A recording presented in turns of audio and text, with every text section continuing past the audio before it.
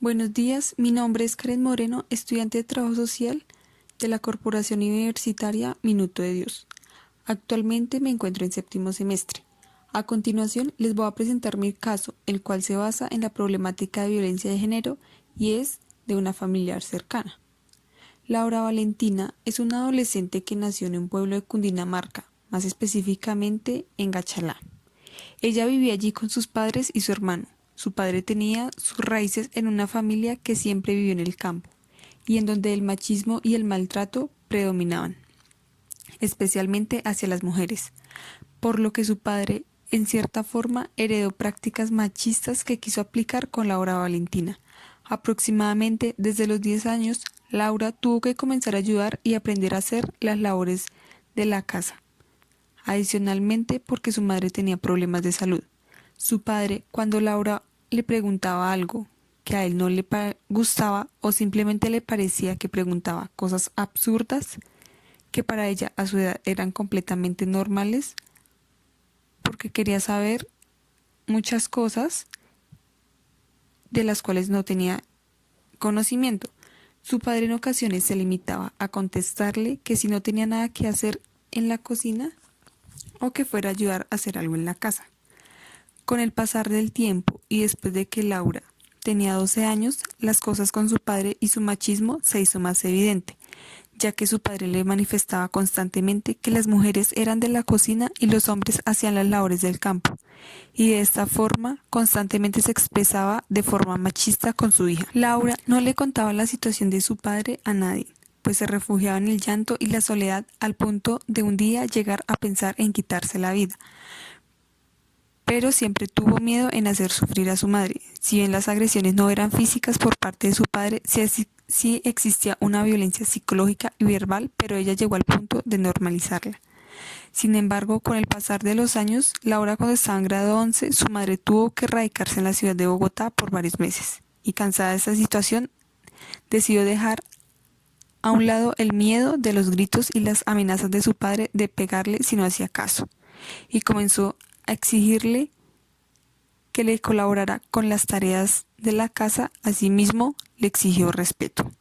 Como era de esperar, su padre no le agradó la decisión de Laura, y aunque tuvieron múltiples discusiones y disgustos por tales acciones, su padre comenzó a contribuir con las tareas de la casa. Sin embargo, su machismo persistía, por lo que Laura optó, después de terminar su colegio, de radicarse por completo en la ciudad de Bogotá y así alejarse de él.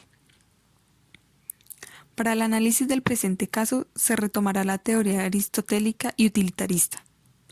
En la filosofía aristotélica se indica como tal que todas las acciones humanas o del hombre son vistas o realizadas hacia un fin, por un bien. Esta teoría toma en cuenta la razón de que las decisiones que cada sujeto realice tienen una repercusión en su bienestar propio. De acuerdo al caso anterior de Laura Valentina y la adopción de prácticas machistas por parte de su padre en su forma de crianza, de acuerdo a la naturaleza y en este caso a la forma de ser de su padre, son las que determinan las acciones y actividades que le son propias y aplicadas en su actuar, pues la función propia del hombre es una actividad del alma según la razón o que implica la razón. De acuerdo con no parece haber una razón que sea objetiva y que por naturaleza establezca que la mujer debe cumplir con cierto rol y debe llevar a cabo ciertas actividades. De acuerdo con esto, para ser capaz de ser un componente discípulo de las cosas buenas y justas, y en suma de la política, es menester que haya sido bien conducido por sus costumbres. Para el padre, su actuar era bueno porque estaba siguiendo las tradiciones y costumbres que tenían sus padres en su forma de crianza, y asimismo las aplicaba con su hija, ya que en esa época el machismo predominaba tanto en aspectos sociales, culturales y económicos. Por otra parte, desde la perspectiva de Laura Valentina, dado su contexto y su corta edad, y al no conocer otra forma de crianza y de educación, en un momento llegó a normalizar las acciones y agresiones de su padre. Incluso llegó a justificar dichas acciones como buenas, pensando que tal vez su padre era así porque esa era la forma adecuada de crianza. Por otra parte, Aristóteles afirma que ser ético es ser feliz y ser feliz depende solo de llevar una vida contemplativa. Y esta depende, en cierta forma, del cultivo de la razón, del alma y de diferentes aspectos intelectuales. Es decir, para el presente caso, el padre de Laura Valentina no actuaba bajo la razón, ya que esta implica hacer una reflexión y así poder llegar a emitir juicios. Desde su perspectiva, ¿estaba actuando desde la razón o se negaba simplemente a actuar bajo la misma? No se dio un espacio para reflexionar si realmente su forma de actuar y de crianza aplicada a su hija era correcta, porque en su intelecto no existía otra forma de crianza y no se permitía salir de ese pensamiento y ver otra realidad. Por lo que el actuar del padre de Laura no era ético ni correcto, pues no se permitía salir de su realidad ni hacer una reflexión sobre sus actuaciones. Desde el punto de vista de Laura, tampoco era feliz, porque si bien hacía uso de su intelecto y por medio de este iba cultivando su alma en la razón, con el pasar del tiempo se dio cuenta que esas acciones ejercidas por su padre no eran normales ni buenas. Sin embargo, en su actuar no podía hacer mucho, ya que el miedo de su padre la dominaba. De acuerdo con esta teoría, por felicidad se entiende el placer y la ausencia del dolor, por infelicidad el dolor y la falta de placer. De esta forma, lo correcto es lo que genera dicha felicidad y lo incorrecto la infelicidad. Este principio resalta algo que es de gran relevancia, y es que se enfoca en aquello que es útil no solo para un individuo, sino para la mayoría. Para el presente caso, el padre es quien estaba generando una utilidad con su hija, pero no estaba generando ningún tipo de placer ni felicidad. Por el contrario, su actuar estaba generando infelicidad en su hija y al mismo tiempo a nivel familiar.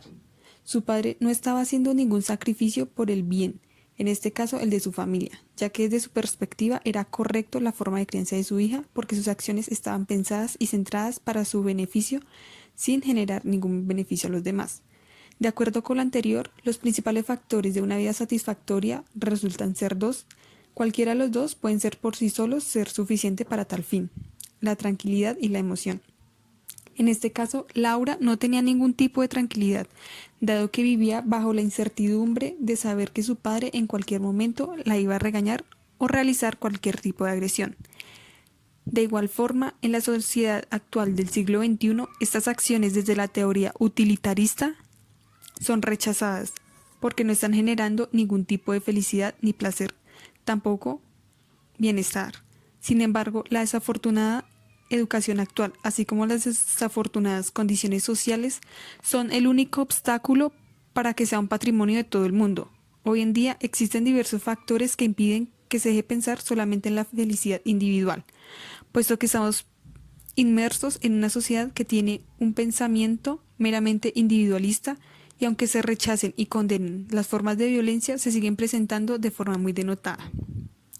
De acuerdo con el caso anterior, desde mi profesión como trabajadora social y de acuerdo con la teoría utilitarista en la cual se busca el mayor bienestar, puedo aportar desde la educación, la cual es uno de los factores de gran relevancia, dado que hablar hoy en día de violencia de género es hablar de un problema social, ya que nos encontramos en un sistema capitalista machista. Este aporte puede ser a partir de la concientización y sensibilización desde la prevención dirigida especialmente a mujeres de todas las clases y edades, condiciones socioeconómicas, esto a nivel comunitario. Además, puede aportar por medio de la orientación que buscan muchas mujeres que son víctimas o vulnerables a esta situación, sobre el cómo hacer una denuncia, en dónde buscar una ayuda, cuáles son las rutas de atención o pasos a seguir para buscar una protección o una atención. También por medio de la orientación a los padres sobre aspectos básicos y pautas de crianza para aplicar con sus hijos e hijas con el fin de evitar ser víctima o victimario de la violencia. En consecuencia, desde el trabajo social puedo aportar de forma significativa en la eliminación sobre las formas de violencia existentes en la actualidad.